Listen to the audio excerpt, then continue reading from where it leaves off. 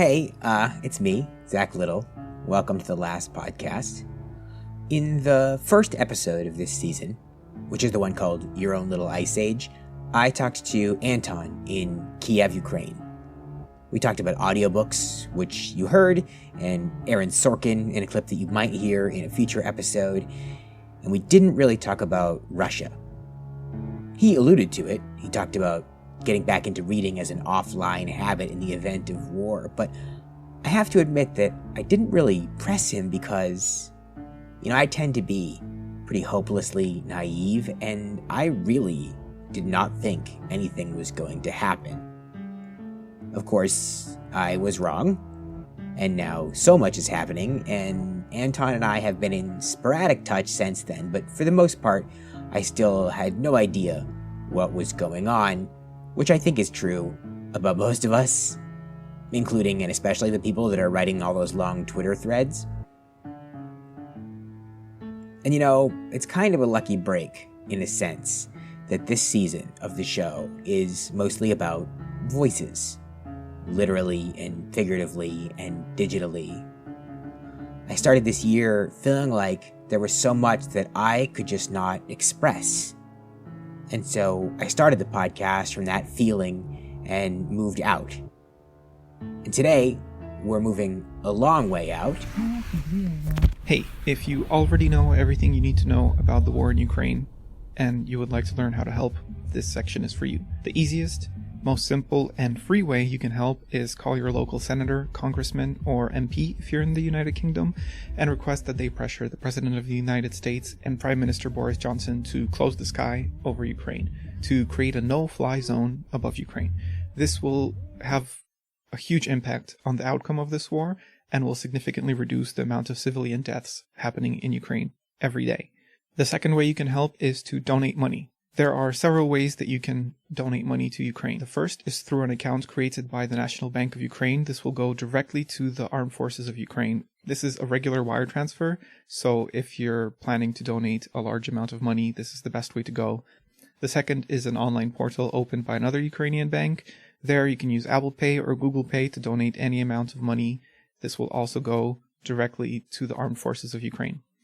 If you want to donate, but you are against donating to the military, you can donate to a nonprofit organization called Come Back Alive.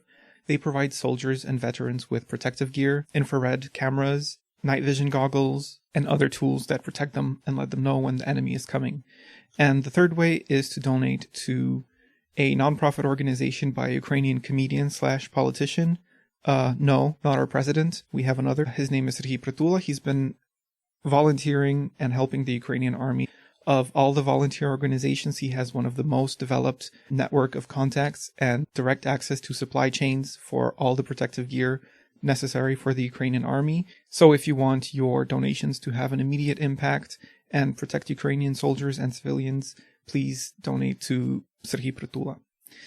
And finally, you can help Ukraine by sending humanitarian supplies. There's, again, two ways to do this. You can do this through the nonprofit organization of Serhiy Prytula, or you can use the sorting factory and mailing facility of a Ukrainian shipment company called Nova Poshta, or New Mail. They have a facility in East Hanover, New Jersey, as well as locations in Poland, Germany, and the United Kingdom.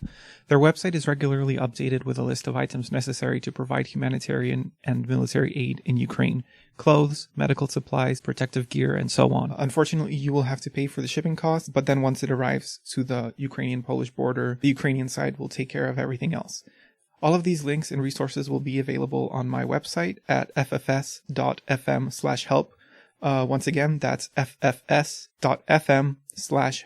The easy way to remember is florals for spring, or for fuck's sake.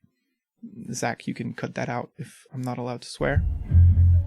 Now that the section with helpful resources is over, I'd like to go over what's actually happening in my country right now.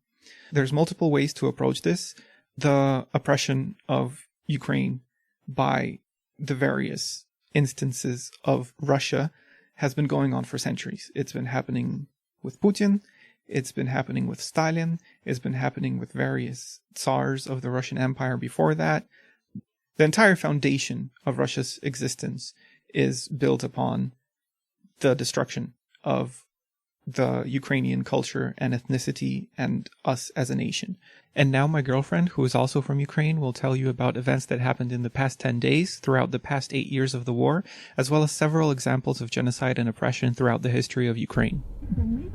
Today, on the 5th of March, Russian soldiers violated ceasefire during the evacuation of civilians from Mariupol, where lack of electricity, heating, medicine and food is causing a humanitarian crisis.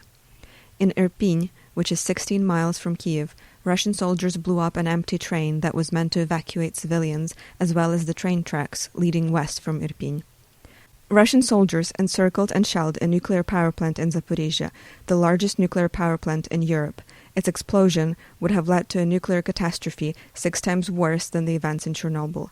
The power plant itself is currently being run by a Ukrainian crew. 4 out of 5 reactors have been shut down, 1 is still working.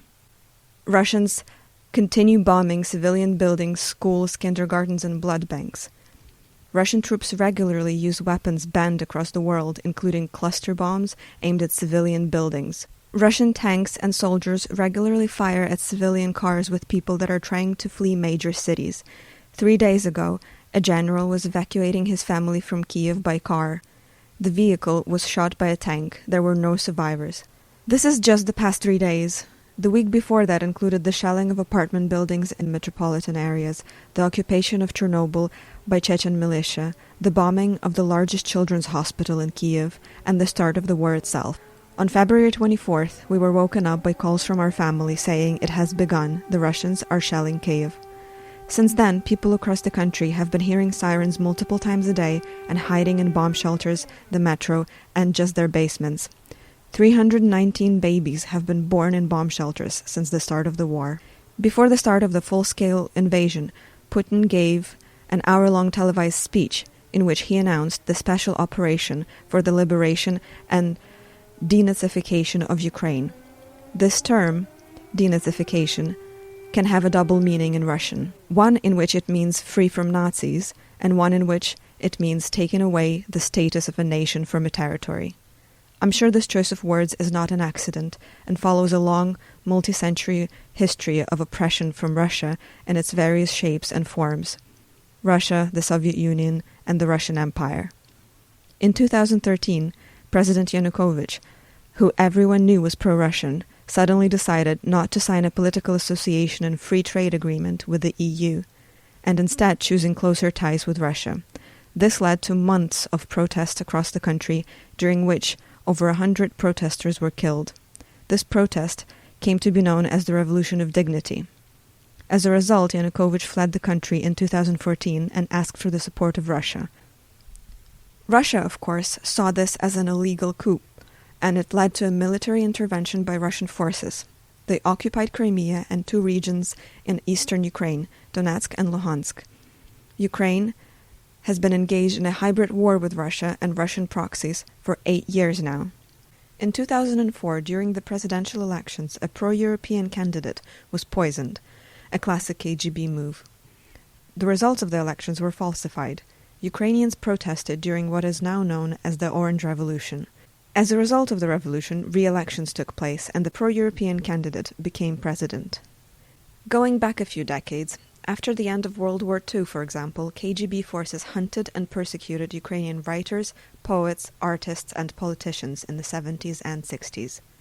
Before that, during World War II, Ukraine took the biggest hit for the sake of the Soviet Union, and its insurgent army, which was fighting for Ukrainian independence, was equated with Nazis in Soviet propaganda. The same insurgent army has been referenced hundreds of times later and now as an example of Nazis in Ukraine. Eventually, I'll record a separate episode about this. 6 years prior, in 1932, Stalin ordered that all food and farm animals should be confiscated from Ukraine. This created an artificial famine, or Holodomor, a widely accepted genocide of the Ukrainian people. Finally, skipping 50 years back for the sake of this episode's runtime, there was the Ems Ukaz of 1879. Alexander II declared that no texts can be published in Ukrainian. This was followed by another decree stating that Ukrainian could not be used in any official capacity, whether in the government or the workplace. So again, the history of Russia's oppression of Ukraine is multiple centuries long. And this war is simply the most blatant and open example in the 21st century. Once again, if you would like to help, please visit ffs.fm/help, where you will find resources on what you should tell your MPs, how to donate money to the Ukrainian army and to Ukrainian nonprofit organizations, and how to send humanitarian supplies from America or the United Kingdom to the Ukrainian border. The war is escalating and the situation on the ground in Ukraine is constantly changing. I will likely be recording follow-up episodes that will be published on my own podcasts or on my blog. If you have any questions that you would like to ask directly, email me at hello@ffs.fm. I'll likely make a little Q&A episode with fact-checked information that's available to me. Once again, visit ffs.fm/help for resources or email me. My email is hello@ffs.fm and I'm at ffsanton on Twitter. Slava Ukraini! One more thing, if you have a podcast or a YouTube channel and you are interested in broadcasting this message to your followers, send me an email, zachlittle@gmail.com, ZACLITTLE, and I will send you the link to the file.